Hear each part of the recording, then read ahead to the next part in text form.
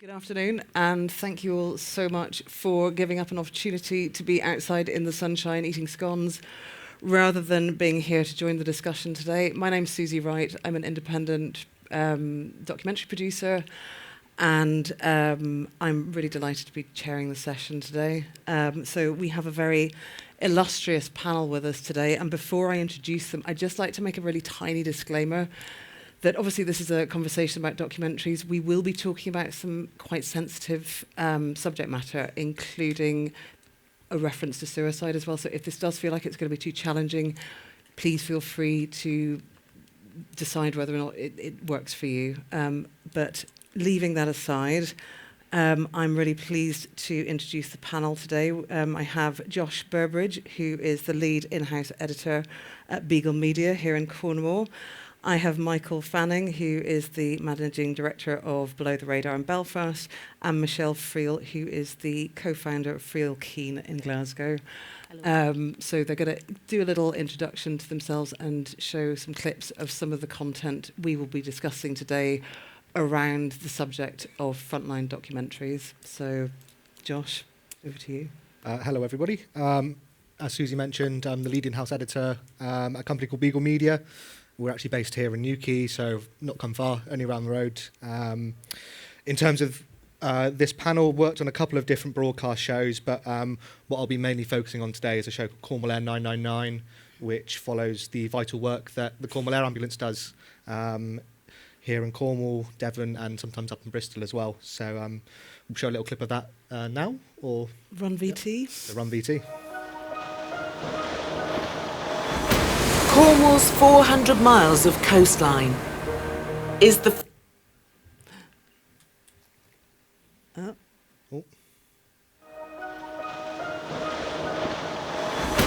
Cornwall's 400 miles of coastline is the...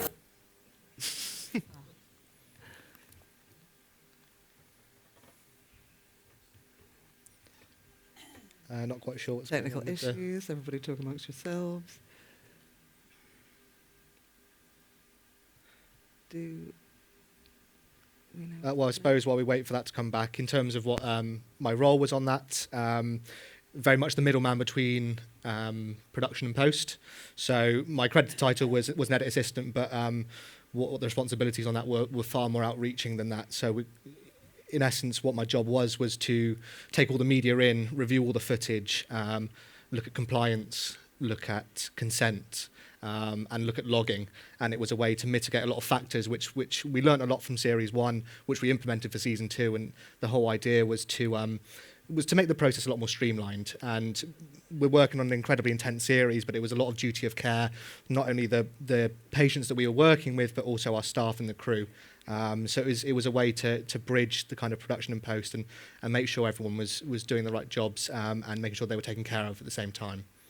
Brilliant. Are we able to play that, or?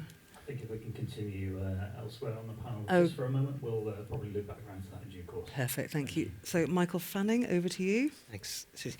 I'm Michael Fanning. I'm the managing director of Below the Radar. We're a TV production company based in Belfast. Factual output for BBC, RTE, Channel 4, TG Cahir, and international co-productions. We make a mixture of factual series and feature documentaries.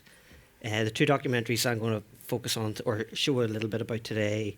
The first one is called O'Keefe O'Corky, which is directed by Sinead Inglesby, about a family displaced, I suppose, from the war in Ukraine to Ireland, and the clip shows their first journey back to that to their home. And the second one called Life After Loss, which deals around, I suppose, a suicide of a family member presented by a high-profile BBC NI news presenter, and that involved filming in Zimbabwe. So there's some sort of relevant and interesting, dynamics behind the scenes on that. Both of those productions. Excellent, thank you. Can we hopefully play that?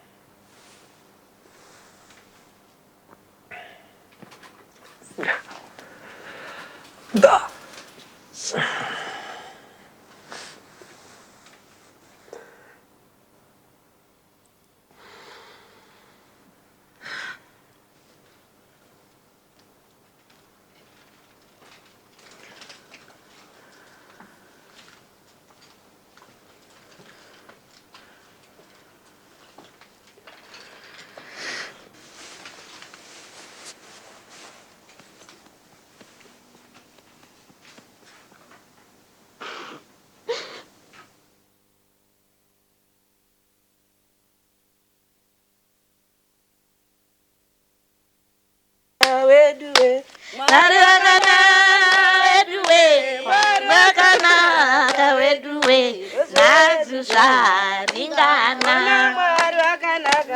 been nice meeting everyone. They've known my dad, even 15 years on. Like seeing how Ben was getting choked up reading that letter. And then when Tracy first saw me and she latched on and didn't let go. And it felt so natural. Once we spoke to Tracy and Ben, I was completely taken aback by their reaction.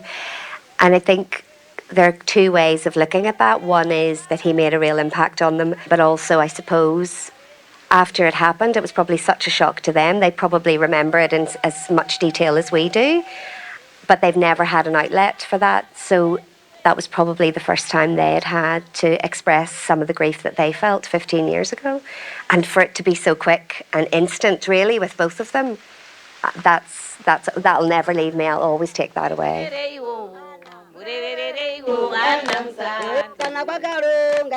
It was refreshing. It meant a lot, and I could tell that it was more than just, you know, a guy who went over to take photos. It was someone who really made a connection with these people. It was quite beautiful, really.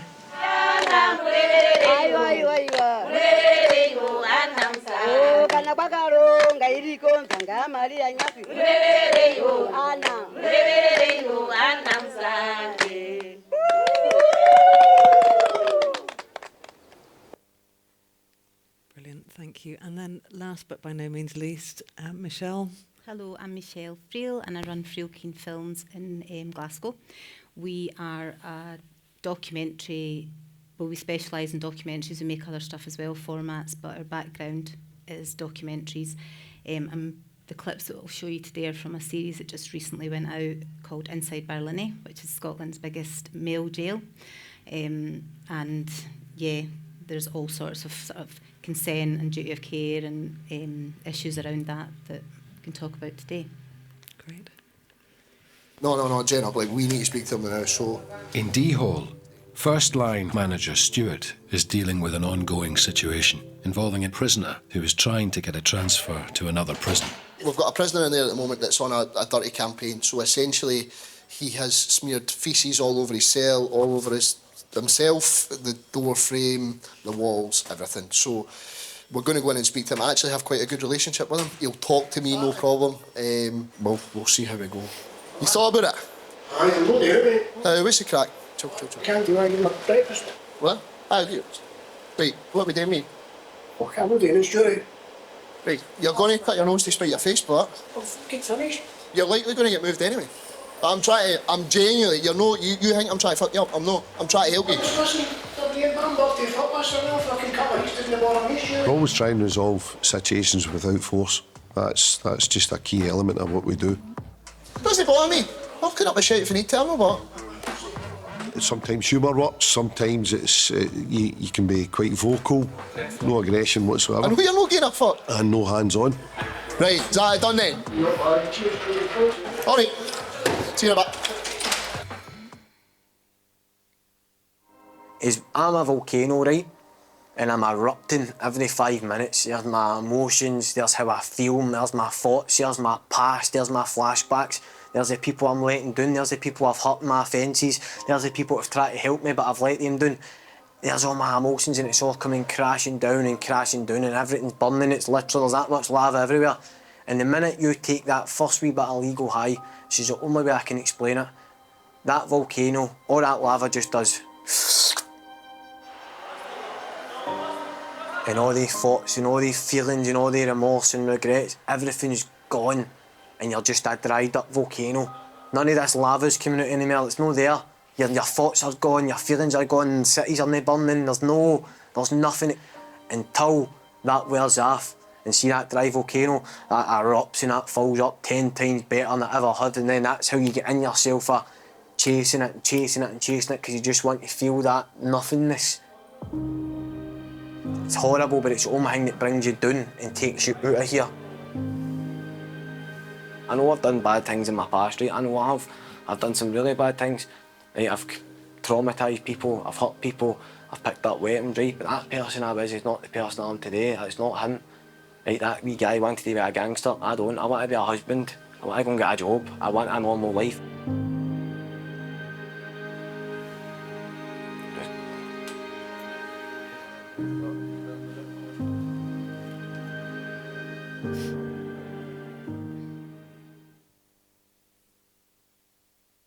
When you're dealing with violent individuals, people are still doing it in a compassionate way, still controlling people and trying their best not to cause further harm. Hey. I'll give you a flask for the time being. No, two-way street. You give me what I want, I'll give you what you want. I can't really see you side there, honestly. There you are, Ted. No worries. Yeah. They earn their money easily. Brilliant. So quite an extraordinary range of situations, locations, and contributors as well. So I guess one of the overarching questions that kind of, when we're looking at documentary is, and especially now, obviously, we're all very much in the mindset of the industry being, not as flush as it might once have been. There are more and more platforms and broadcasters, on which to show content. Do we think that, as indies, we're expected to take more risks now in terms of access, contributors, making films, and I guess sort of how you mitigate for that risk, how you approach it and how you mitigate it? So, Michelle, maybe starting with you. Obviously, we saw Barlinnie, which is, in of its very self, it's a very volatile location. You're dealing with people with all kinds of vulnerabilities and conditions. How do you plan for going into a prison? So I don't feel that as an independent, I don't feel under pressure to take more risks. I think the rules, as far as I'm concerned, for the last 20 years have stayed the same. We always operate by quite strict rules, and that should eliminate the risk, really, if the team that you're working with sticks to the rules. Things like we approach every situation with positive, unconditional regard for the person. We're not there to judge. We are there to reflect what's happening. We never alter real life or get involved in sort of, somebody could ask you less in the jail, but outside, can you give me a lift here? Well, that's a risk. So there's rules that we stick to, and they've definitely worked for the last 20 years for us. And anyone that works with me, that's what I expect them to work, so that you're consistent and you're just approaching with the same rules for every different kind of situation. So, no, I don't feel there's a risk. I feel that you're going into a challenging situation, but everyone that's doing it, that's the job, right? You're turning up, you know what you're going for. You're going for, you're building relationships that should eliminate that risk, really, because there should be a relationship of trust there, and there's rules that we stick to be honest, and they've worked for a long time for us. So. Yeah, brilliant. And Michael, what we saw from your clips was obviously going to Kiev and going to Zimbabwe, both of which are, places not without extreme challenges and danger as well. Tell me about approaching those. Well, I suppose for us, it's all about story first and foremost for us all, and sometimes those stories come with risks in the way that you're able to access them and produce them. So it's not necessarily that we're sort of seeking out the risk. I think we're all seeking out stories, but sometimes those stories, so I don't only do films abroad about suicide, obviously, but those were two documentaries that we produced relatively recently. The commonality amongst them both is that, production-wise, you can't actually get any insurance to film in Ukraine. And going back to film in Ukraine was a big part of what eventually became part of the story. And similarly, you're not allowed to film in Zimbabwe, so we had to enter the country illegally. And therefore, there is no insurance because you're there illegally. So in terms of those big risks in different productions, it's a matter of mitigating against the risks, and good discussions with broadcasters and your team around how are you mitigating the risks, and is that risk actually worth what you want to do, and have you enough mitigations in place. And in both of those productions, for TG Car and for BBC Northern Ireland, there was a very honest and open conversation about the risks and what you need to do to mitigate against those risks, and how you're going to actually do this, and do you really need to do this, and do you need to take those risks? In Kyiv, it was a risk of death. What if somebody dies?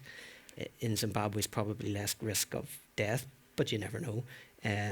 Probably more around imprisonment and being locked up in a jail in Zimbabwe for a period of time. So I think that while they sound like mentally risky, as I said out loud, actually in the moment there was so much protocol that you go through with the broadcasters to make sure that actually you've minimised all those risks. Yeah, and presumably those are very difficult conversations to have, are they? Or in terms of like what you're actually talking about when you're talking about literal life and death situations? You're talking about literal life or death situations. So in Kyiv, you can't get production insurance. So us as an indie are slightly exposed in that way because it's our responsibility. Big broadcasters can send in their news teams because they can shoulder any risk that may result or any fallout from that risk. As an indie, we're responsible, so we can't. So we have to have conversations that sort of lay that out and say, listen, this is what we can do and this is what we can't do, and here's how we're going to make this happen with all that in mind. And then that discussion is based upon that level of risk. So the director, Sinead, couldn't go to Kyiv. She wasn't allowed to travel. We had to do it remotely and hire a crew that were already there, because an extra body on the ground was an extra element of risk, and therefore we had to find a really good crew who were able to go and do the filming that we wanted to do and capture that magnificent scene. But they were a fantastic crew in Kyiv, and Sinead had a great relationship with them and obviously the principal contributors. So you can immediately start to see how actually this could happen, because there's crews in Ukraine and Kyiv all the time filming what's going on. So it can film, just we can't travel there. Ukrainian citizens, so they can go back to their homeland, as and when they want. So once you start to actually pick and unpick the issues and the risk, you can realise that that can be done. And in getting into Zimbabwe, it was a sort of always a massive, wasn't quite the climax of the film, but a really important part of it. But we realised that there was a cameraman, a guy that I work with in Belfast, who was actually born and raised in Zimbabwe, and he works in the industry. So we could not have done the trip without him and his local knowledge. He knew Harare off by heart, and he knew where we needed to go to that village off by heart. But then, there are all the unexpected risks that happen when you are filming. All of a sudden, when we were at that village, which was the first scene we filmed, the local ZANU-PF crew turn up, and we had to pretend we were a Christian organisation, and we were there as part of a church group who had donated money to that village, and we were there just so, and they bought the story, but they filmed us filming that sequence, and just so happens we were filming at a graveside, and everything that the contributor said kind of rang true with what our story was, so we kind of got away with it. But had we been, and we were 2-3 hours into the middle of nowhere, so we had that story in place. We knew what that story was going to be. So that's all about the risk and minimising the risk. And because Steve was from Zimbabwe, he was able to communicate with them in a way that they felt, okay, no, this all ties up. We aren't just sort of a crew of foreigners, and we're definitely not the BBC. Hell no, and they weren't using Google to check what you were saying. Because I think that picking up on something that you've just said, because relationships are obviously absolutely key. And Michelle, I know that with the crew that you send in, you would never send in novices, for example, to a prison for understandable reasons. So your relationship with the crew and also their relationship with the contributors are absolutely key to... It's all about relationship. That's all it is, really. It's about your relationship with the staff, with the guys you're filming with, and that should come across, obviously, on camera, but that is also equally about the time you spend. That's your biggest strength really is as much time as you can spend strengthens the relationship. We never go in and film with someone and then disappear for like a week or a couple of weeks. It's a consistent, slow process, a gentle process actually. And, you know, we don't ask for consent till we're quite far down the line, because how can people possibly consent to something that they don't understand yet? And that has worked incredibly well with us for a long time. So it's all relationship. That's what it is. And if you pick the wrong people to work with you, that's really important to me, that people that I work with have got the same attitude, I suppose, that Jules and I had when we were PDs running about with cameras, is that we're kind, we're open, we're nice to be around for a start, and people should want to spend time with you. And we never push. We never try and convince someone to take part in something that either they want to, and that's a process, or they don't, and that's fine. And it works. It does work. People stick with us for a long time, and after the filming as well. So. And am I right in thinking, well, you don't just send crew off on their own as well? You would be, you know, present, for example, at Barlily sometimes as well? Oh, yeah, I'm in the prison a lot. I was in the prison on Monday. As a guest? Yeah, always. I mean, you have to, as a guest, but the staff know you, and it's so important, and it's that gentle process that we were in last year, and we're now, David Harron's commissioned us to do a second series, which is excellent, so we're back in, and it is very much now, we couldn't have a better setup, to be honest. They're like, morning Michelle, morning, and I mean the prisoners and the staff, so if you can't make a good documentary on that basis, you know, it takes a while to get there, but it's because we've done it slowly, and we've done it, and we've been consistent. What we said at the start is exactly what we do every single day when we go in. We show up in the same way. So. Yeah. It's a long process, but totally worth doing it. Yeah. Presumably, the longer you're able to spend doing all of that and building up that trust and those relationships, the less risk, I guess, there is, you know, even with kind of maybe more volatile or sort of vulnerable contributors. Yeah, I mean, I genuinely go into the prison and don't feel at risk. I feel that I know where I am. I know that there's extremely violent. There's 350 sex offenders at the moment. I mean, they've done really terrible things, but you stick to the rules, and you're in someone else's institution, and you show the respect with that, and you follow what the officers are saying. And if they say stop, or they say cease movement, which is a common thing, you cease movement. You know, you've not really got the right to be there, apart from the fact that they're allowing you in the door. So that is something that, no matter how many times I've spent in prisons and difficult situations like that, I never take that for granted, because it's a privilege, right? And then moving on to, I mean, I suppose this all ties in with contributors, and something again, Josh, that you have, you know, had a huge amount of experience with even though we didn't get to see it, the Cornwall 999. When it comes to consenting, Michelle, you've mentioned that you wouldn't consent until, you know, you are fairly sure that you have the established relationships informed consent. Exactly. Michael, with doing it abroad, I guess that has its own complexities. And then again, with doing something that's, you know, you're in a very high octane, high pressure environment, such as, you know, a life and a medical emergency. How does that work, and what do you do, and how are you keeping track of it? Sure. Well, I think, you know, we talk about risk, and we're talking about what the risk is for a show like this. The show, you know, the risk to the show like this is that you don't get any stories, because you got to think that when you're filming somebody in these situations, it's likely the worst day they've ever had. You know, they need a critical care paramedic arriving on scene, and then to have a camera crew come with them. Sometimes they're not conscious, sometimes they are. You need to, you know, take a really holistic approach to how you, one, manage that situation, but two, how you manage it later down the line once it is filmed and captured. So one of the important things that we learnt was building relationships with patients. A lot of the time, that would involve, again, we talked about hiring the right crew. Unfortunately, didn't get to see it, but the show is filmed essentially with one PD, because when you're filming in a helicopter, weight is, you know, the biggest obstacle you have to overcome. Any piece of kit, any piece of personnel has to be accounted for fuel, because it affects travel time, it affects how long it would take for them to get to hospital, affects which hospital they can get to. If they need to go up to Bristol with a child, for example, you know, restrictions have to be taken into place. So hiring the right PD was essential for that. We hired 2 local PDs who were the highest degree of being personable, which was the highest criteria for hiring them, because they had to be able to not only navigate very difficult scenes at times, but also very challenging circumstances, and get across that we're filming it for the sake of raising awareness for the charity and the incredible work that they do. So in terms of consent, especially later down the line, our team was responsible for building up quite high quality relationships with those patients.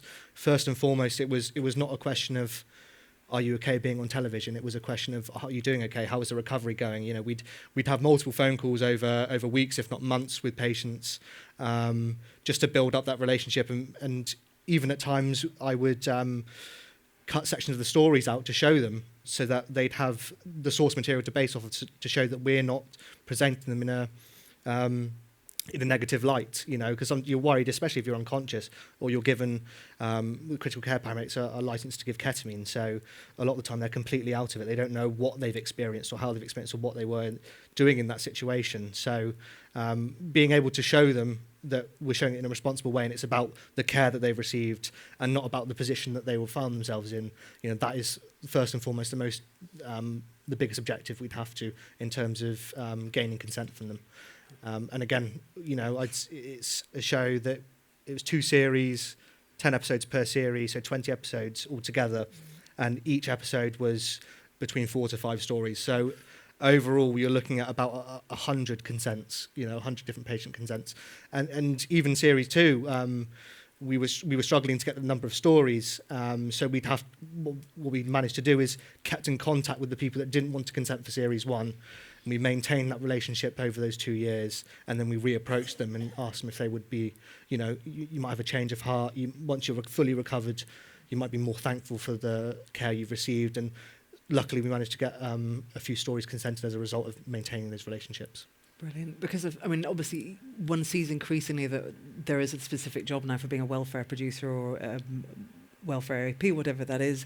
How do you approach duty of care in your different shows? Michelle, if I can ask you. Slowly and getting to know the person, I think. We actually actively, I know we talked about this earlier, but we will actually point out some of the pitfalls, and almost putting them off to a certain extent, and that would be so for example, there was one guy that was being released who had carried out a horrific murder, and we wanted to follow him, but he said yes, but then I asked him to go and speak to his family, because that would come up inevitably anyway, so if you don't bring that up at the start, and the family put him off, but in other situations that's worked better, and then you've actually maybe speak to the granny or the mum, because it does affect them as well. And if you do the right sort of chats at the start and point out the pitfalls and say, they've got children, they've obviously maybe got a wife, if they've kind of spoke to the right people, they'll stay with you for the long run. If you're trying to convince them and get them on board without them speaking, they'll more than likely just pull out after a couple of weeks. And then, so it's better to build a good foundation for the consent to be given and build from that, rather than just trying to get in and get a quick interview. And because if they withdraw consent anyway, you have got a dilemma that you have to then work that one through. So it is better to build a strong foundation from the start, in my experience, and then they will stick with you. Yeah, there's a trust there. Here as well, same question. Yeah, and I think across all of these productions, the duty of care and consent is an ongoing, constant issue that we have to be aware of and manage, because the dynamics change all the time. The level of consent can change, and the particulars of the duty of care can also change. So it's something that producers are constantly talking about as a team, keeping track of, keeping a log of, making sure that you're across what all those issues are, and of course then feeding that back up the line to the execs as and when is needed. But that it's right through and post broadcast, obviously, in terms of your duty of care to that contributor, and the impact of them consenting to do this, and then all of a sudden it's broadcast, and the impact of broadcast on them and their families. I think that's right, and it's all the way through, and you need to remember that. And one thing that we do as a production company, and we've done for a long time, is every single person comes to the edit and watches their cut, or we go to the jail and take our laptop and show the cut. And for the last series, I think I had 45 viewings, and it's just so important, because why on earth would you not want to show someone their story if they've given you their story in the first place? So, and I have to say 100% of the, you're covering really difficult things, like with Jamie. He's talking a lot about his trauma and what happened in his childhood, and that's so important to Jamie to know that he can watch that before it goes out on the TV. And it helps obviously with consent if people know that they'll be able to look at that and talk you through what they might be thinking about it. Yeah, because I think there is still fundamentally still a bit of a mistrust with TV sometimes as well. I don't know how you've sort of found as well. There is, still you have to be very careful to explain to people that you're not there to expose them or to trip them up or to make them look stupid, and especially when you're dealing with such extraordinarily heightened experiences of human existence. And also as well, I wonder about, how you presumably there are conversations about crew well-being as well, because they are there literally, at the front line dealing with, and, they're kind of, it's behind the lens, but there's still an element of, afterwards, when they've had time to kind of, the adrenaline has kind of dumped. Yeah. How, does that impact how you approach productions? Is it something you're increasingly having to do? Well, this is an interesting one. When we were in Zimbabwe with that cameraman, I don't think he would mind me saying, he found that trip exceptionally difficult. Yeah. And when we came home, and I caught with him up with him after, and we were sort of, I was saying, we did it, we made it, and he said, yeah, but I've been very depressed since, because he was in a country that he grew up and loved and was forced to leave for all sorts of reasons, and he wasn't making a judgment on that, just a judgment on how different, the street he grew up with, his primary school, and he had been back to Zimbabwe a couple of times before we brought him back. This wasn't his first trip back, but it caught him unawares, I suppose, when he came back to Northern Ireland, and so chatting through that and how he was coping with that post the trip was probably something that my focus was on Tara and her nephew, who were going to the place of their brother and stroke father's final moments, and I was naturally obviously concerned about the duty care to them. How's that going to impact them? Finn's very young. First time he's going here. He's dealing with a lot of issues here on camera, in his head for the first time and on camera. Yeah. So the focus was naturally on there. It was less on the cameraman who was born there. He seemed to be the least one to be was going to be affected, but actually it turned out to be that actually the impact on him was much more than we ever thought. Yeah. And Josh, as well, you were talking about like sort of sending lone PDs out to kind of deal with emergency situations, looking at all kinds of incidents, presumably as well. Is there? How does that work at Beagle? Well, yes, the PD obviously first-hand witnessing some pretty horrific scenes. Let's not be around the bush. But equally, it falls back on the data wranglers, the editors as well, who, I was part of the review team, so every day we would review all the footage, a way to streamline our post-processor, but we're also witnessing pretty horrific scenes. We had mental health officers on standby constantly, and if you needed to speak to somebody, you could, and we also had breaks, so we would sort of switch our DRTs. They'd have a break from the footage, and then somebody else would take over, because the duty of care not only exists for the patient and the contributors that were on scene, but for the staff as well. Because especially if you're witnessing it day after day for quite an extended period, you can find yourself become quite desensitized to what you're viewing. But then, as you say, when you take a step back from it, it can hit you like a boulder. So taking that on board from the start, we learned a lot from series 1 with it, and it was again a very high on the radar in terms of what we were looking out for and what we were being careful for series 2. Yeah. And can I touch on, again, Michelle, I know you've referenced this already, but again, just to kind of expand on, in terms of viewings as well, because obviously you've got a number of different expectations to manage as well. You've got broadcaster, you've got stakeholder institution, you've got contributors, and then also you've got what happens post TX as well. In terms of all the people who could potentially be affected by what they're viewing on screen. I'd love for each of you to sort of explain a little bit about that and how you approach it and how you know, sort of, I guess, things to be mindful of when a piece of content like this is going out. Well, I mean, there obviously was befallen criminals that have done bad things, so there's victims. You work closely with the BBC about how that's going to be handled, and we write out to all the victims, and hopefully this next series we will have victims' voices in there. So that's a consideration, but the wider family obviously as well. But again, that's all down to relationships in terms of, you know, being in their lives for a long period of time and managing their expectations. And in terms of the prison and the BBC, it's just actually saying what you do, doing what you say at the start, and actually giving them what they're both kind of looking for, and what the prison, what you say to whatever place you're trying to get access to, they should see that in you every day as a team coming in and showing up and dealing with events. And I mean, I think that's how it's done, isn't it? It's just actually by walking the talk, not saying I'm going to do this and deliver that, and then trying to take cheap shots and, you know, doing filming that isn't what you've sort of said you want to kind of achieve with the series. And how you maintain the integrity of the idea that you have set out to film in the first place. Yeah, it what should be consistent, I think. Yeah. Well, obviously in both the examples I'm talking about, you know, we had to show,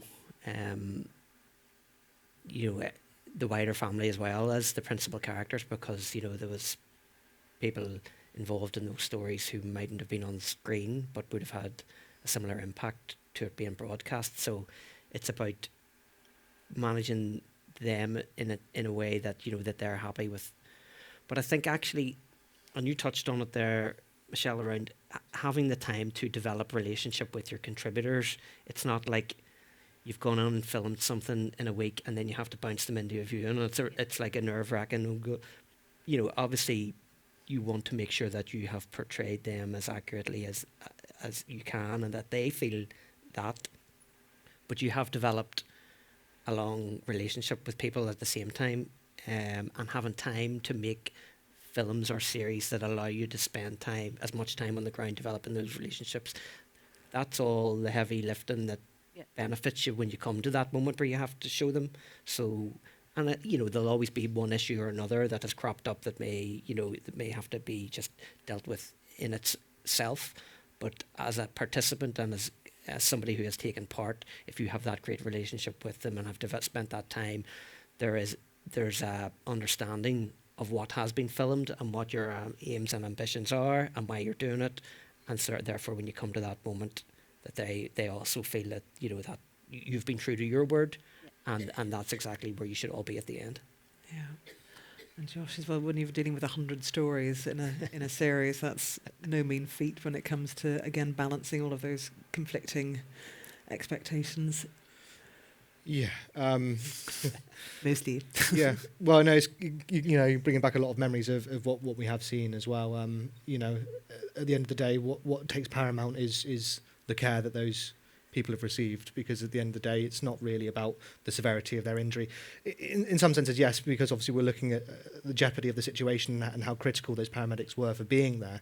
But at the end of the day, it's all about the care that you not only give to those patients and make sure that you present their story in the most truthful way possible, but also you take a lot of care with everyone working on the show as well.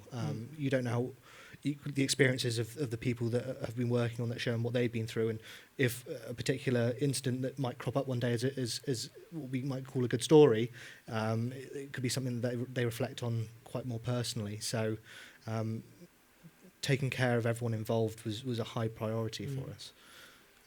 And you mentioned as well working with SWAST, sure. And about, you know, things like making sure with helmets undone and things, you know, those little moments that you have to be so mindful of that you wouldn't think about, but that the organisation would be. Right. Yeah. So that was pleased. With a show like this, obviously there's a series of reviews that the show has to go through before it can be presented, and the biggest lens on that is the clinical care. These guys are under so much pressure in terms of what they do and exactly how they do it. So this is more of an editorial point of view.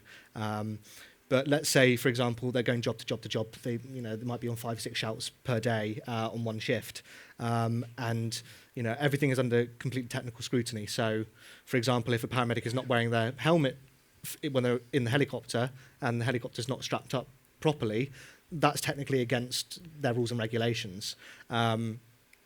So in that instance, what we would do in terms of, this is for streamlining the edit, is every bit of footage we would get, we would do what's called a GV log. We'd log every single GV, and these are even the minor details in a long clip where we had a shot of a specific paramedic in the back of a helicopter wearing the helmet correctly, and we'd note all of these throughout the entire series, so that if we got to a story and for one reason or other there's something clinically not done right and we needed a specific shot, we could refer to this log directly and instantaneously, and we would find those specific shots and we could put them in very, very quickly into the edit.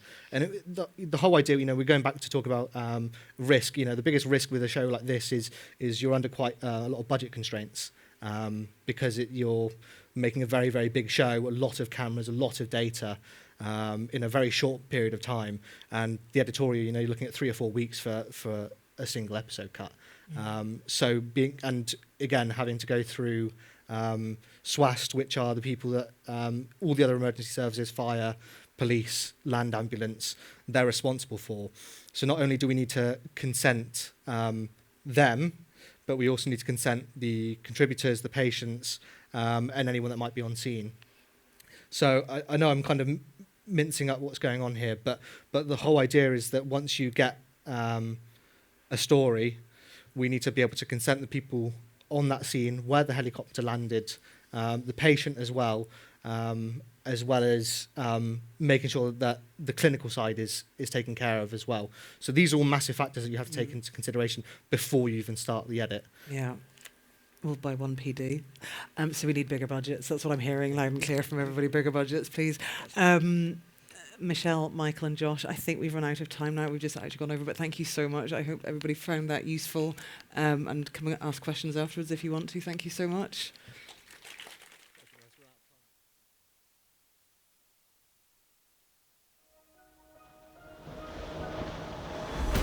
Cornwall's 400 miles of coastline is the front line for the county's dedicated air ambulance. In one of the most isolated regions in Britain. Ambulance, is the patient breathing? Its remote towns and villages depend on the crew of this very special emergency service. This guy has a massive brain bleed. And at the height of summer, when the population swells to more than 1.5 million people, They're right behind. so do the tourists. He's just looking quite busy. A tricky one. As the helicopter comes into land, give it plenty of space. Filmed over one long, hot summer. Nikki, this is gonna hurt. Sorry, my sweetheart. Saving lives. Well done. On land. The jetty, just down here. I'm dying. You're not going to die. We're looking after you. And by air. Is somewhere near this little cove? Oh yeah, visual. Right, a bit of blood coming from that ear now. She's fallen on the coast guard, and they haven't found her yet. No rest for the wicked. Ladies and gentlemen, welcome from the flight deck to Dover. This is Cornwall Air 999.